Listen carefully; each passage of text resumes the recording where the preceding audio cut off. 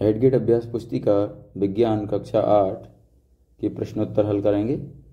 इसमें सबसे पहले हम अध्याय 1 पर आते हैं। अध्याय 1 का नाम है फसल उत्पादन एवं प्रबंधन। तो चलिए हम इसके प्रश्नोत्तर देखते हैं। तो देखिए, प्रश्नोत्तर से पहले यहाँ पर हमें कुछ चीज़ें और भी हल करने के लिए दी हैं। यहाँ पर देखिए उपकरण दिए हैं और यहाँ पर कृषि में उपयोग आने वाली उपकरणों को छांट कर लिखना है। तो यहाँ पर ये उपकरण हैं, इनमें से हमें छांट कर लिखना है जिन जिन उपकरणों का हम कृषि में उपयोग करते हैं। तो यहाँ पर इस बॉक्स में हम इन उपकरणों को छांट कर लिखेंगे। चलिए बच्चों, हम आगे बढ़ते हैं।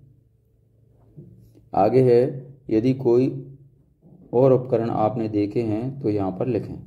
तो इनके अलावा जो ऊपर दिए हैं उनके अलावा हमने और क्या क्या उपकरण देखे हैं कृषि के, वो यहाँ पर उनके नाम लिखना है। तो यहाँ पर देखिए कल्टीवेटर है इधर पर, और थ्रेसर है, फावड़ा है, हसिया है। इसके बाद चलिए हम आगे बढ़ते हैं। यहाँ पर दिया है चलो फसल बोएं। जो बॉक्स खाली है उनमें निम्नलिखित शब्दों से चयन कर लिखिए। तो यहाँ पर देखिए मिट्टी तैयार करना, यहाँ पर बुआई। तो कहने का मतलब ये है कि ये जो सीक्वेंस दिया है, ये जो कॉलम दिया है, इसमें जो चित्र में दर्शाया है, इसमें कहाँ मिट्टी तैयार करने के बाद क्या होना चाहिए, तो ये बुआई होना चाहिए। तो ये यहाँ पर आएगा। इसके बाद क्या होना चाहिए, खाद एवं उर्वरक देना चाहिए। तो ये यहाँ पर आ जाएगा। और इसी तरीके से ये भंडारण यहाँ पर लास्ट में आएगा, और खरपतवार ये पहले आ जाएगा। इसमें जो जो खाली बॉक्स हैं वहाँ पर हमें इन बॉक्सों को एडजस्ट करना है। तो चलिए बच्चों, ये हमारा हल हो चुका है। अब हम आगे बढ़ते हैं। आगे है प्रश्न नंबर 1, सही विकल्प के आगे सही का निशान लगाएं। तो प्रश्न नंबर 1 है, गेहूं, चना तथा मटर की फसल उगाने की समय अवधि है। ऑप्शन ए दिया है जून से सितंबर तक, ऑप्शन बी अक्टूबर से मार्च तक, ऑप्शन सी मार्च से मई तक, ऑप्शन डी मई से अगस्त तक। तो इसमें सही ऑप्शन है ऑप्शन बी अक्टूबर से मार्च तक। इसके बाद दूसरा है, पहली जल की कमी वाले क्षेत्र में रहती है, वह सिंचाई के लिए किस विधि का उपयोग करे कि जल व्यर्थ न होकर सीधे पौधों की जड़ों को मिले। तो इसमें ऑप्शन ए है छिड़काव, ऑप्शन बी ढेकली, ऑप्शन सी ड्रिप तंत्र, ऑप्शन डी रहट। तो इसमें सही ऑप्शन है ऑप्शन सी ड्रिप तंत्र। चलिए बच्चों, हम तीसरे पर पहुंचते हैं। बूजो ने अपने खेत में लगातार उर्वरक का उपयोग किया। कुछ वर्षों पश्चात उसके खेत में फसल की पैदावार कम होने लगी। पहेली ने उसे अपने खेत में जैविक खाद का उपयोग करने की सलाह दी। जैविक खाद के बारे में सही कथन है ऑप्शन ए, इससे मिट्टी की जल धारण क्षमता में वृद्धि होती है, ऑप्शन बी, इससे मित्र जीवाणुओं की संख्या में वृद्धि हो जाती है, ऑप्शन सी, कथन ए और बी दोनों सही है। तो यहाँ पर इसके बाद डी का ऑप्शन है, डी वाला ऑप्शन है, सिर्फ कथन ए सही है। तो यहाँ पर ऑप्शन सी सही है, कथन ए और कथन बी दोनों सही है। चलिए बच्चों, हम आगे बढ़ते हैं। चौथा प्रश्न है हमारे सामने, कृषि कार्य में किस यंत्र द्वारा बुआई करने से समय तथा श्रम की बचत होती है। Option A cultivator, option B हल द्वारा, option C combine, option D seed drill. तो इसमें सही ऑप्शन है ऑप्शन डी सीड ड्रिल। पांचवा है, यहाँ पर 3 चित्र दिए हुए हैं ए बी सी। नीचे प्रश्न दिया है, उपरोक्त चित्र में गमले ए बी तथा सी में चने के बीज को अंकुरित कर लगाया गया। बताइए किस गमले के पौधे का चना अधिक स्वास्थ्य वर्धक होगा। ऑप्शन ए गमले ए में, ऑप्शन बी गमले बी में, ऑप्शन सी गमले सी में, ऑप्शन डी गमले ए बी तथा सी तीनों में बराबर। तो इसमें सही ऑप्शन है ऑप्शन बी गमले बी में।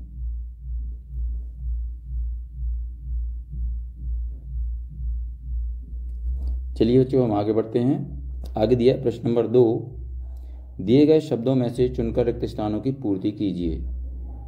तो यहाँ पर कुछ शब्द दिए हैं, नीम की सूखी पत्तियाँ, छिड़काव तंत्र, मछली, खरपतवार नाशी, ह्यूमस। सबसे पहला नंबर है, बूझों द्वारा अपने असमतल खेत में सिंचाई के लिए, यहाँ पर खालिस्तान भरेंगे, छिड़काव तंत्र उपयोग किया जाता है। इसके बाद दूसरा है, पहली समुद्र तटीय क्षेत्र में रहती है, उसके परिवार के सभी सदस्य, खालिस्तान में लिखेंगे, मछली का मुख्य आहार के रूप में उपयोग करते हैं। तीसरा है, खाद से मिट्टी को, खालिस्तान में भरेंगे, ह्यूमस प्रचुर मात्रा में प्राप्त होता है। इसके बाद चौथा है, बूझों ने अपने खेत में गेहूं की फसल के साथ अन्य अवांछित पौधों को भी उगते हुए देखा। इन अवांछित पौधों को हटाने के लिए बूझों, इस खालिस्तान में लिखेंगे, खरपतवार नाशी का प्रयोग करेगा। इसके बाद पांचवा है, घरों में अनाज के भंडार में, खालिस्तान में लिखेंगे, नीम की सूखी पत्तियों का उपयोग किया जाता है। चलिए बच्चों, हम आगे बढ़ते हैं। आगे है हमारा अति लघु उत्तरीय प्रश्न आ चुके हैं, तो चलिए हम इसके उत्तर देखते हैं। तो यहाँ पर प्रश्न नंबर 3 है,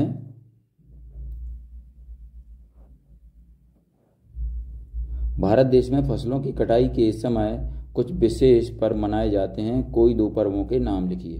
तो उत्तर में हम क्या लिखेंगे, भारत देश में फसलों की कटाई के समय पुरुष, महिलाएं सभी मिलकर विशेष पर्व जैसे पोंगल, बैसाखी मनाते हैं। चलिए बच्चों, हम आगे बढ़ते हैं अगले प्रश्न की ओर। प्रश्न नंबर 4 दिया है, निम्नलिखित फसलों में से रबी तथा खरीफ की फसलों को छांटिए।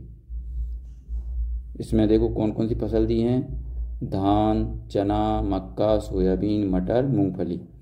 तो उत्तर में हम लिखेंगे, रबी की फसल कौन कौन सी है, चना, मटर, और खरीफ की फसल कौन सी है, धान, मक्का, सोयाबीन, मूंगफली। चलिए बच्चों, अब आगे बढ़ते हैं हम। आगे है प्रश्न नंबर 5, बाजरे की फसल के लिए गर्म एवं आर्द्र मौसम की आवश्यकता होती है।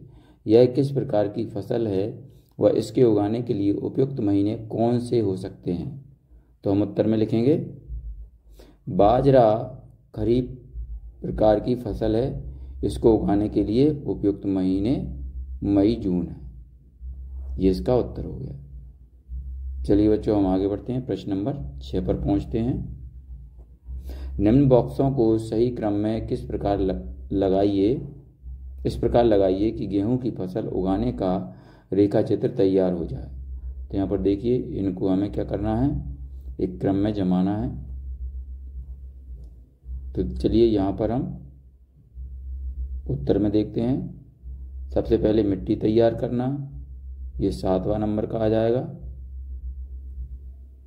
फिर 6ठा नंबर का है बुआई, फिर 5वां नंबर का है खाद एवं उर्वरक दोनों, फिर 3रे नंबर का है सिंचाई, फिर 4थे नंबर का है खरपतवार से सुरक्षा, फिर पहले नंबर का आ जाएगा कटाई, फिर 2रे नंबर का आएगा गेहूं का भंडारण। चलिए बच्चों, हम आगे बढ़ते हैं। अगला प्रश्न है प्रश्न नंबर 7, एक किसान अपनी भरपूर व अच्छी फसल काटने के बाद उसे भंडारण से पूर्व सुखाना भूल गया, उसे किन समस्याओं का सामना करना पड़ सकता है? तो उत्तर में हम लिखेंगे, यदि किसान भंडारण से पूर्व फसल सुखाना भूल गया तो फसल में जीवाणु, कवक अथवा अन्य जीवों के आक्रमण से फसल अंकुरण हेतु अनुपयोगी हो जाएगी। चलिए बच्चों, हम आगे बढ़ते हैं, पर आते हैं। बूझों अपने खेत में बुआई के लिए पारंपरिक तरीके का प्रयोग करता है और पहली अपने खेत में बुआई के लिए ट्रैक्टर द्वारा संचालित सीड ड्रिल उपयोग करती है। बताइए बुआई के लिए कौन सा तरीका उत्तम है और क्यों? तो यहाँ पर देखिए, उत्तर में हम लिखेंगे, बुआई के लिए परंपरागत और आधुनिक तरीके प्रयोग में लाए जाते हैं। वर्तमान में आधुनिक तरीका अर्थात सीड ड्रिल ज़्यादा उपयोगी है, क्योंकि यह बुआई के पश्चात बीजों को मिट्टी से ढक देता है तथा इससे समय व श्रम दोनों की बचत होती है। इसके बाद प्रश्न नंबर 9 पर आते हैं। चित्रों को पहचानिए। ये चित्र सिंचाई की किस पद्धति से संबंधित हैं? चित्रों को नामांकित कीजिए। इनमें से कौन सा चित्र जल की कमी वाले क्षेत्रों के लिए वरदान है? यहाँ पर देखिए, ये चित्र दिए हुए हैं।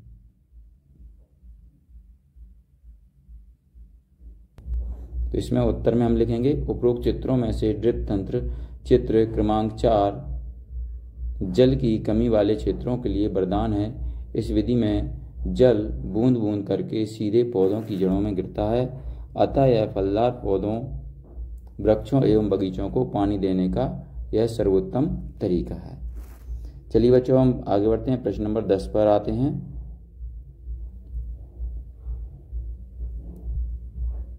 कभी कभी खेतों में फसल के साथ कुछ अन्य अवांछित पौधे भी उग जाते हैं, तो आप उन्हें कैसे हटाएंगे और क्यों हटाएंगे? तो चलिए हम उत्तर में लिखते हैं। ऐसे अवांछित पौधे को खरपतवार कहा जाता है, जिन्हें हटाने अर्थात निराई करना अति आवश्यक है, क्योंकि जल, पोषण, जगह और प्रकाश की स्पर्धा कर फसल की वृद्धि पर प्रभाव डालते हैं। इसलिए इन्हें खरपतवार नाशी से नियंत्रित करके हटाया जाता है। इसमें जल में मिलाकर स्प्रेयर की सहायता से खेत में छिड़काव किया जाता है। चलिए बच्चों, हम आगे बढ़ते हैं। अगला प्रश्न है प्रश्न नंबर 11। एक बर्तन में स्वस्थ और कमजोर बीज रखे हैं। हम इसमें से स्वस्थ और कमजोर बीजों को कैसे पृथक करेंगे? तो उत्तर में हम लिखेंगे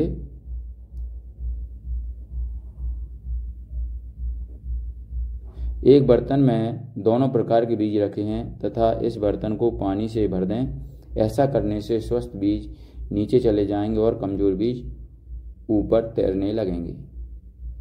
चलिए अब बच्चों प्रश्न नंबर 12 पर आ जाते हैं हम।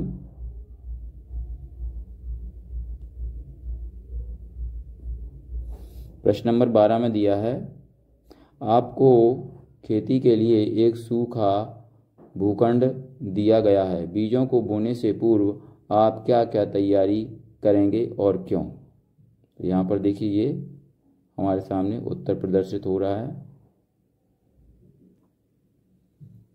इसमें दिया है, बुआई से पहले किसान को विभिन्न तैयारियां करनी होती हैं, जैसे मिट्टी तैयार करना, जिसमें मिट्टी को पलटना तथा इसे पोला बनाना, जिससे जड़ें भूमि में गहराई तक जा सकें। साथ ही पोली मिट्टी में केंचुओं और सूक्ष्म जीवों की वृद्धि से सहायता प्राप्त होती है, जो कि किसानों का मित्र है, जो ह्यूमस बनाते हैं। चलिए बच्चों, हम आगे बढ़ते हैं। अगला प्रश्न है प्रश्न नंबर 13। बूझो तथा पहेली अपने खेत में खड़ी फसलों को देखकर बातचीत कर रहे हैं। बूझो, यहाँ पर बूझो बोलता है, तो यहाँ पर और पहेली, इन दोनों की बातचीत हो रही है। तो यहाँ पर आगे चलिए हम प्रश्नों की ओर बढ़ते हैं। तो यहाँ पर सबसे पहला प्रश्न दिया है इन्होंने, प्रश्न नंबर 1, उर्वरक में कौन से पादप पोषक तत्व प्रचुरता में पाए जाते हैं? तो उत्तर में लिखेंगे नाइट्रोजन, फास्फोरस तथा पोटेशियम उर्वरक में प्रचुर मात्रा में पाए जाते हैं। चलिए बच्चों, हम प्रश्न नंबर 2 पर आते हैं। मिट्टी को ह्यूमस कौन प्रदान करता है? तो उत्तर में लिखेंगे बूझों के द्वारा बनाई जैविक खाद से मिट्टी को ह्यूमस प्राप्त होता है। चलिए बच्चों, अब आगे बढ़ते हैं, प्रश्न नंबर 3 पर पहुंचते हैं। जैविक खाद से क्या लाभ है? तो उत्तर में हम लिखेंगे जैविक खाद से फसल अधिक गुणवत्तापूर्ण और स्वास्थ्य के लिए लाभकारी है। चलिए अब चौथा प्रश्न है, उर्वरक तथा खाद में से फसलों तथा मिट्टी के लिए क्या अच्छा है और क्यों? तो उत्तर में लिखेंगे उर्वरक खाद की अपेक्षा मिट्टी के लिए अच्छा है, क्योंकि इससे फसल गुणवत्तापूर्ण प्राप्त होती है। चलिए बच्चों, अब प्रश्न नंबर 5 पर आते हैं। उर्वरकों के कोई 2 उदाहरण दीजिए।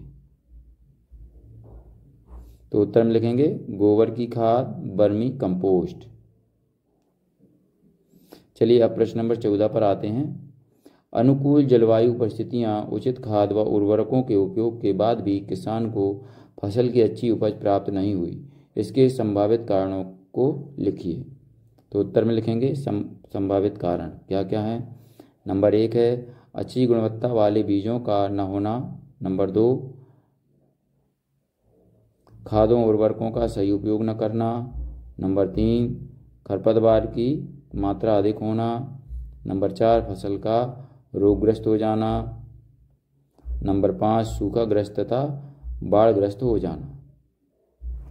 चलिए बच्चों, आप प्रश्न नंबर 15 पर आ जाते हैं। प्रश्न नंबर 15 में दिया है एक किसान द्वारा फसल बोने के लिए ऐसे खेत को चुना गया जहां कई वर्षों से किसी भी जीव जंतु व पेड़ पौधों की पूर्णतः अनुपस्थिति रही।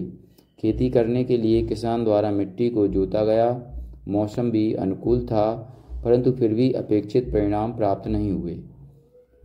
तो इसमें आ नंबर का प्रश्न है, इसके क्या संभावित कारण रहे। तो उत्तर में लिखेंगे किसान द्वारा उचित गुणवत्ता युक्त बीज, खाद व उर्वरक, उचित सिंचाई व दवाई का प्रयोग नहीं किया गया, इसलिए अपेक्षित परिणाम प्राप्त नहीं हुए।